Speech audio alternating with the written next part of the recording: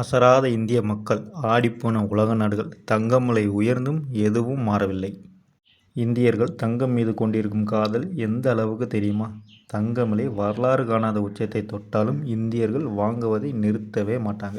மத்திய அரசு வெளியிட்டுள்ள புதிய தரவுகள் இதை தெளிவாக காட்டுகிறது.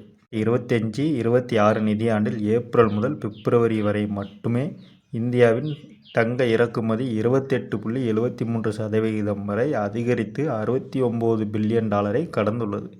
கடந்த ஆண்டு இதே காலத்தில் அது $53.52 பில்லியன் தான். அதாவது விலை உயர்ந்தாலும் டிமாண்ட் இன்னும் அதிகமாக இருக்கு. இந்தியா உலகில் தங்கத்தை அதிகம் பயன்படுத்தும் நாடுகளில் 2வது இடத்தில் உள்ளது. முதலிடம் சீனா. ஆனால் ஒரு பெரிய வித்தியாசம் இருக்குது. சீனாவில் மக்கள் தங்கத்தை காயின்ஸ், பார்ஸ் மாதிரி இன்வெஸ்ட்மெண்ட்டாக வாங்குறாங்க. ஆனால் இந்தியாவில் திருமணம், விழா, பாரம்பரியம் இதுக்காகத்தான் அதிகமாக நகை வாங்குறாங்க. இப்போ முக்கியமான கேள்வி என்னென்னா, இது இந்திய பொருளாதாரத்துக்கு நல்லதா இல்லை கெட்டதா? பதில் கொஞ்சம் சீரியஸ் தான். ஏன்னா இந்த தங்கம் எல்லாம் வெளிநாட்டிலிருந்து இம்போர்ட் ஆகுது. அதுக்காக நாம் டாலரில் தான் பணம் செலுத்தணும். இதனால் என்ன ஆகுது? நாட்டின் ட்ரேட் டெபிசிட், அதாவது வர்த்தக பற்றாக்குறை அதிகரிக்குது.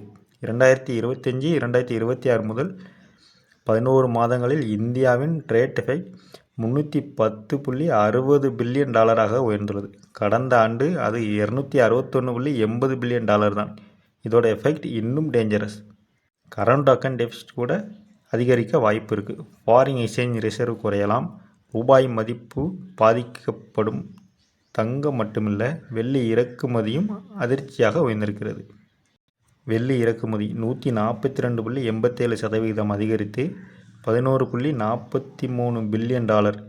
இது எலக்ட்ரானிக்ஸ், ஆட்டோமொபைல், ஃபார்மா செக்டரில் யூஸ் ஆகுது. இந்த நிலைமையை கண்ட்ரோல் பண்ண மத்திய அரசு ஒரு பெரிய முடிவு எடுத்திருக்கிறது. தங்கம், வெள்ளி, பிளாட்டினம் இம்போர்ட்டுக்கு கட்டுப்பாடுகள் விதிக்கப்பட்டுள்ளன. ஆனால் இன்னொரு ட்விஸ்ட். மார்ச் மாதத்தில் தங்கம் விலை 13.34% குறைந்தது. ஏப்ரல் மாதத்திலும் ஸ்லைட் டிக்ரீஸ். இதனால் என்ன தெரியுது? விலை குறைந்தாலும் உயர்ந்தாலும் இந்தியர்களின் தங்க ஆசை மட்டும் மாறவே மாட்டேங்குது. இறுதியாக ஒரு உண்மை. தங்கம் இந்தியர்களுக்கு ஒரு இன்வெஸ்ட்மெண்ட் மட்டுமில்லை, அது ஒரு உணர்வு, ஒரு பாரம்பரியம். ஆனால் அதே நேரத்தில் நாட்டின் பொருளாதாரத்திற்கு இது ஒரு இருமுனைவாள். இதில் முக்கியமான விஷயம் என்னென்னா, தங்கம் வாங்குறது நம்ம ஃப்யூச்சருக்கு நல்லதா இல்லை நாட்டுக்கு சுமையாக யோசிக்க வேண்டிய நேரம் இது.